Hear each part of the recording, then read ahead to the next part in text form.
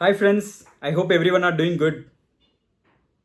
Today I want to talk about the importance of decision making and how to make a decision so that you don't regret about your decision in later part of the life and how your decision making is going to impact your entire life.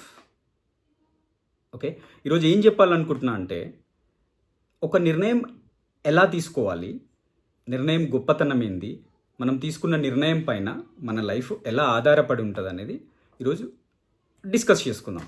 Okay, so ఇది పూర్తిగా అర్థం కావాలంటే నిర్ణయం గొప్పతనం కానీ, తీసుకున్న నిర్ణయం గురించి ఫ్యూచర్లో బాధపడొద్దు కానీ, బాధపడొద్దు అనుకుంటే కానీ, రైట్, ఇవన్నీ పూర్తిగా అర్థం కావాలి అంటే మనం రియల్ టైమ్ సిచ్యువేషన్స్ తీసుకుందాం మన లైఫ్లో. రైట్, ఒక దాని గురించి ఒకటేంటంటే జనరల్గా అందరికీ లైఫ్లో డ్రీమ్స్ ఉంటాయి. Let's say you want to buy a car, you want to buy a home, right. In the ప్రాసెస్లో నిర్ణయం తీసుకుంటాం. మనకు డ్రీమ్ ఉన్నా కానీ నిర్ణయం ఎలా తీసుకోవాలి? ఓకే, మనకు డ్రీమ్ ఉంది అని డైరెక్ట్ పోయి కొనేయడం కాదు, మనం దానికి కేపబుల్లా కాదా అనేది గురించి కూడా ఆలోచించుకోవాలి. Let's say your dream is to buy a car కొనాలనుకుంటున్నాం, రైట్. అనుకున్నప్పుడు ఎమ్మటే పోయి కొనడం కాకుండా కొంచెం రీసెర్చ్ చేయాలి, కొంచెం అనాలిసిస్ చేయాలి. ఎంత కాస్ట్లో కారు కొనాలి, ఎంత లోన్ తీసుకోవాలి, రైట్, ఎంత లోన్ తీసుకుంటే ఎంత ఈఎంఐ పడుతుంది, ఇవన్నీ ఆలోచించి తీసుకోవాలి. కానీ చాలామంది ఏం చేస్తుంటారంటే పక్కింటోడు ఆ కారు పట్టుకొచ్చిండు, పక్కింటోడు క్రెటా పట్టుకొచ్చిండు, ఆ పక్కింటోడు ఇన్నోవా పట్టుకొచ్చిండు, ఇంకోటి పట్టుకొచ్చిండు అని బ్లైండ్గా వాళ్ళు కేపబుల్ ఉన్నా కాకున్నా పోయి కారు తీసుకుంటారు. తీసుకున్నాక దాన్ని ఈఎంఐ కట్టడంలో ఇబ్బంది పడతారు. దానివల్ల ఉపయోగం ఏంది? మనం ఏదైతే నిర్ణయం తీసుకుంటామో ఆ నిర్ణయంతో నిన్ను నువ్వు హ్యాపీగా చేసుకునే నిర్ణయం ఉండాలి. నీ కేపబిలిటీ తగ్గట్టే కారు కొను. వాడిని చూసి వీడిని చూసి నువ్వు కారు తెస్తొస్తే నువ్వు ఇబ్బంది పడతావు కదా. ఫర్ ఎగ్జాంపుల్, నీకు ₹1,00,000 శాలరీ అంటే ఓకే, 10 లక్షల కారు కొను. 3 లక్షలు శాలరీ ఉందంటే దాని తగ్గట్టు కారు కొను. నాకు 25,000 30,000 ఉందంటే కారు ఎందుకు? ఇంకా కారు మెయింటైన్ చేయలేవు. సో అలా నీ కేపబిలిటీని బట్టి నువ్వు నిర్ణయం తీసుకోవాలి. వాడిని చూసి వీడిని చూసి నిర్ణయం తీసుకుంటే 100% ఫ్యూచర్లో ఇబ్బందులు తప్పవు, రైట్. సో ఇదంతా ఎనలైజ్ చేసి నిర్ణయం తీసుకోవాలి. ఎగ్జాంపుల్, ఇలా నిర్ణయం ఇవన్నీ ఏం ఆలోచించకుండా పోయి ఒక 25,000 30,000 శాలరీ పర్సన్ ఏకంగా పోయి క్రెటా 20 లక్షల కారు పట్టుకొని వచ్చాడు అనుకో, నెలకు ఒక 25,000 30,000 ఈఎంఐ కడుతున్నారు అనుకో, that's not a practical thing, right. పక్కోనికి క్రెటా ఉందని నువ్వు క్రెటా కొనలేవు, because your salary itself 25,000-30,000. నువ్వు ఉన్న శాలరీ మొత్తం దానికే పోతుంది. ఓకే, సో అలా ఆలోచించి నిర్ణయం తీసుకోవాలి. ఓకే, అదొక పాయింట్, రైట్. ఇప్పుడు మీకు క్లియర్గా అర్థమైంది అనుకుంటా. ఓకే, కుక్కని చూసి నక్క వాత పెట్టుకోవద్దు. మన కెపాసిటీని మనము జడ్జి చేసుకుని దాని తగ్గట్టు ఉండాలి. అంటే ఇక్కడ ఎవరిని నేను తక్కువ అంచనా వేయట్లేదు, ఎవడి కెపాబిలిటీ వాడికి ఉంటుంది, అది మనం గ్రహించుకొని దాని తగ్గట్టు ముందుకెళ్ళాలని అంటున్నా. I don't want underestimate everyone, right.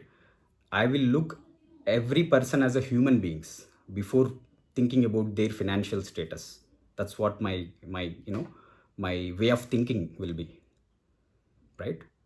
2 విధాలుగా ఆలోచిస్తాను నేను. కేపబిలిటీ ఉన్నోడు అనుభవించకపోతే అది వేస్ట్, కేపబిలిటీ లేనోడు అత్యాశకు పోతే అది వేస్ట్. కేపబిలిటీ ఉన్నోడు అనుభవించాలి, కేపబిలిటీ లేనోడు స్లోగా ఆ పొజిషన్ అచీవ్ అవ్వడానికి హార్డ్ వర్క్ చేయాలి.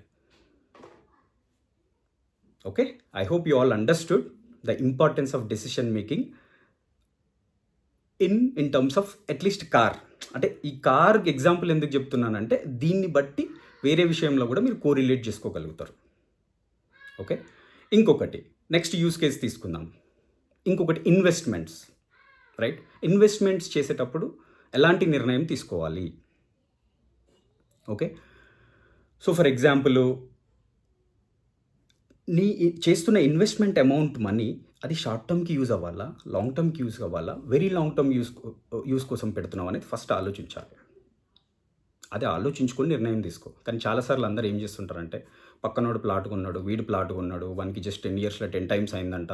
సో, మనం కూడా పోయి కొందాము అని పోయి కొంటారు. కానీ నీకు నువ్వు పెడుతున్న డబ్బులు నెక్స్ట్ 10 ఏళ్ళకే అవసరం పడాలి. రైట్? ఆర్ 5 ఏళ్ళకే అవసరం పడాలనుకో. That is not the right decision. Right? Okay. So, ఎక్కడ పెడితే నీకు ఖచ్చితంగా 10 ఇయర్స్‌లో నువ్వు కావాలనుకున్నప్పుడు వస్తాయి అనేది చూసుకొని ఆలోచించు. మార్కెట్ జడ్జి అయిపోయి స్టడీ చేయి. స్టడీ చేసినాక డిసైడ్ అవ్వు. ఆ పర్సన్ ఏదో కొన్నాడు 10 టైమ్స్ వచ్చింది, దట్స్ ఫైన్. ఆయన కమిట్మెంట్స్ వేరే ఉండొచ్చు. ఆడ కొన్నది మళ్ళీ రిటర్న్ రాకున్నా కానీ వేరే వేలో తను సెట్ చేసుకుంటాడు. ఆ క్యాపబిలిటీ నీకుందా? అది చేసే ముందు ఓకే. నీ 5 ఇయర్స్ గోలో, 10 ఇయర్స్ గోలో రీచ్ అవ్వడానికి వేరే ఛానల్ ఉందా నీకు? అది చూసుకొని నిర్ణయం తీసుకో. ఓకే. ఫర్ ఎగ్జాంపుల్ ఇమ్మీడియేట్‌గా నీకు 6 మంత్స్‌లో అవసరం పడతాయి డబ్బులు. లెట్స్ సే ఒక 10 మంత్స్‌లో 1 ఇయర్‌లో అవసరం పడతాయి. అట్లాంటప్పుడు just go for recurring deposits. Monthly 20,000 10,000 అందులో ఏసేస్తే 1 ఇయర్ లోపల with little bit of interest నీకు డబ్బులొచ్చేస్తాయి. నీకు అవసరం డబ్బులు 6 మంత్స్‌లో 1 ఇయర్‌లో ఉంటే పోయి రియల్ ఎస్టేట్‌లో పెట్టడము, అక్కడ పెట్టి, ఇక్కడ పెట్టి ఇరుక్కుపోయామనుకో, నీ నిర్ణయం ఆ విషయంలో తప్పవుతది. Okay. Based on the situation మనం నిర్ణయం తీసుకోవాల్సి ఉంటది. లేకపోతే ఖచ్చితంగా ఇబ్బందులు పడతాం. ఓకే. సో, నీకు డబ్బులు let's say more than 1 year తర్వాత అవసరం పడితే మ్యూచువల్ ఫండ్‌లో పెట్టి ఎప్పుడంటే అప్పుడు కూడా విక్కోవచ్చు. ఎప్పుడంటే అప్పుడు just it's a matter of click. నీకు 2 ఇయర్స్‌లో డబ్బులు అవసరం పడితే రియల్ ఎస్టేట్‌లో పెడితే అప్పుడు మార్కెట్ ఎట్లుంటుందో తెలవదు. కొనేటోడు ఉండడు, అమ్మేటోడు ఉండడు. అట్లా ఆగిపోతది. అప్పుడు చాలా ఇబ్బంది పడతావు కదా! సో, ప్రతి విషయంలో ఆలోచించి నిర్ణయం తీసుకోవడం అనేది చాలా ఇంపార్టెంట్. ఏ విషయంలో ఎలా నిర్ణయం తీసుకోవాలి, ఫైనాన్షియల్‌గా ఎలా ప్లాన్ చేసుకుంటే బెస్ట్ అనేది నా దగ్గర ఉన్న ఇన్ఫర్మేషన్ అది సెపరేట్ వీడియో చేస్తాను. బట్ అదంతా ఇప్పుడు డిస్కస్ చేసా that's going to be a bigger matter. But ఇందులో నేను స్ట్రెస్ చేయాలి అనుకుంటున్నది ఏంటంటే నిర్ణయం తీసుకునే ముందు అన్నీ ఆలోచించి చెయ్యాలి అనేది ఎగ్జాంపుల్స్‌తో సహా చెప్తున్నా. తీసుకోకపోతే ఏమవుతదనేది కూడా చెప్తున్నాను ఇక్కడ. The intention of this video is to let you know that decision making is very, very important and we need to take it in a very cautious way. Okay, I hope you guys understood. Okay, third thing, right, first ఏం మాట్లాడుకున్నాం, personal need fulfil అయ్యే ప్రాసెస్లో నిర్ణయం ఎలా తీసుకోవాలి. Second ఏం మాట్లాడుకున్నాం, ఒక ఇన్వెస్ట్మెంట్ చేసేటప్పుడు ఎలా ఇన్వెస్ట్ చేయాలి. థర్డ్ ఏం మాట్లాడుకుంటున్నాం ఏంటంటే ఒక బిజినెస్ చేసేటప్పుడు ఎలా నిర్ణయం తీసుకోవాలి, అసలు ఎలా ముందుకెళ్ళాలి. ఒక బిజినెస్ చేయాలనుకుంటే ఫస్ట్ నువ్వు గుర్తుపెట్టుకోవాల్సింది ఏంటంటే ఆ బిజినెస్ పైన ఎంత అవగాహన ఉంది నీకు, ఎంత ఇన్ఫర్మేషన్ ఉంది ఆ బిజినెస్ని రన్ చేయాలంటే, ఎంత నాలెడ్జ్ ఉంది, రైట్, ఎంత స్టడీ చేసావు ఆ బిజినెస్ గురించి. ఆ బిజినెస్ రన్ చేయాలంటే లాజిస్టిక్స్ గురించి ఆలోచించావా, నీకు ఎంత ఖర్చు అవుతుంది ఇనీషియల్ ఖర్చు, రైట్. ఇనీషియల్ మంత్స్లో ఎలా రన్ చేస్తావు బిజినెస్, బికాజ్ ఇనీషియల్గానే ఏదైనా బిజినెస్ ఒక ఇమీడియట్గా ప్రాఫిట్ రావు కదా, అప్పుడు నువ్వు ఎలా డీల్ చేస్తావు, నీ దగ్గర అంత అమౌంట్ ఉందా, ఇనీషియల్ 2 ఇయర్స్ లాభం రాకుండా రన్ చేసే కెపాసిటీ ఉందా. Okay, what are the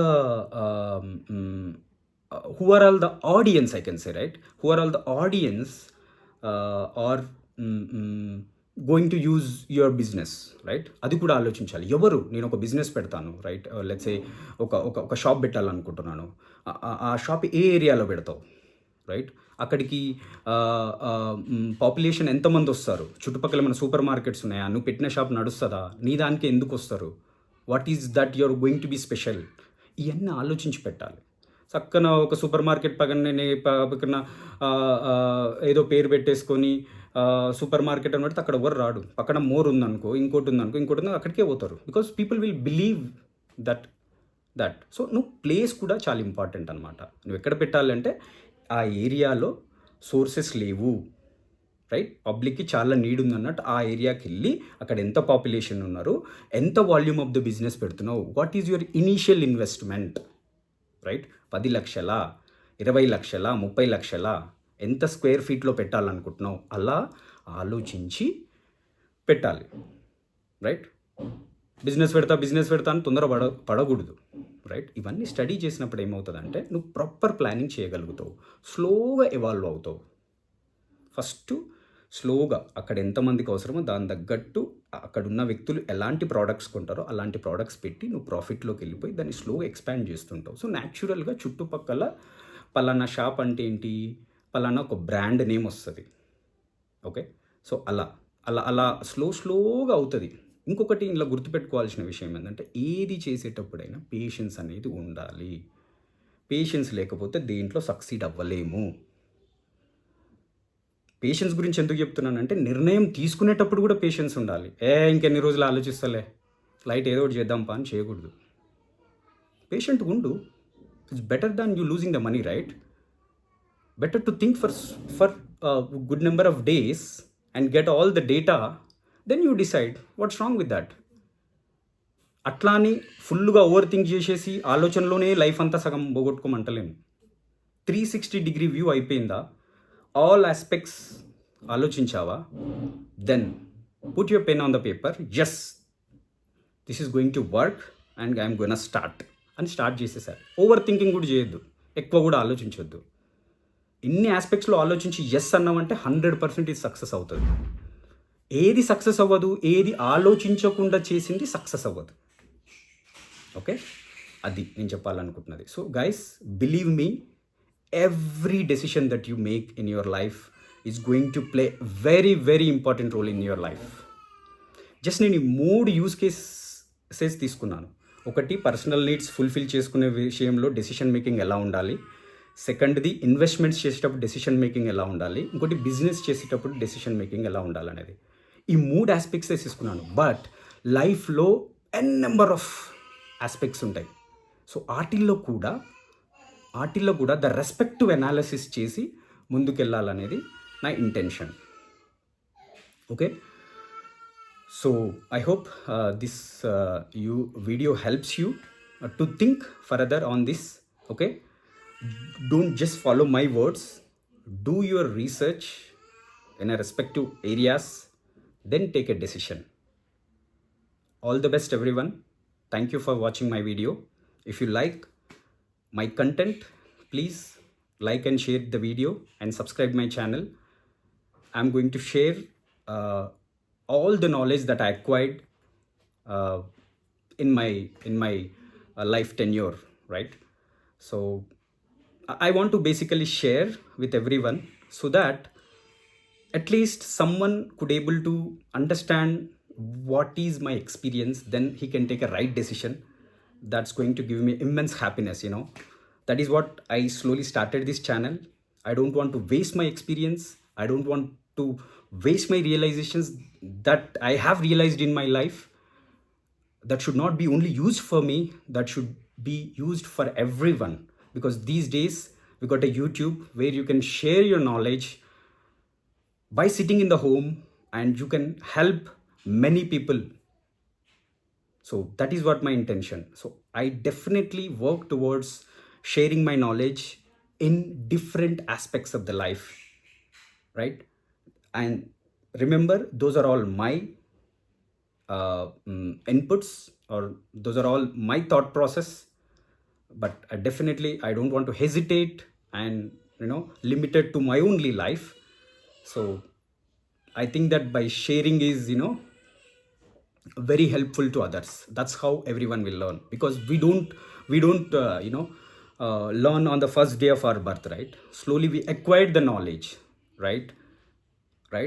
And how an individual life is depends upon is how they take the things, how they perceive the things are important, right? So దాన్ని బట్టి అలా life ఆధారపడి ఉంటుంది. Okay, thank you all. Thank you once again.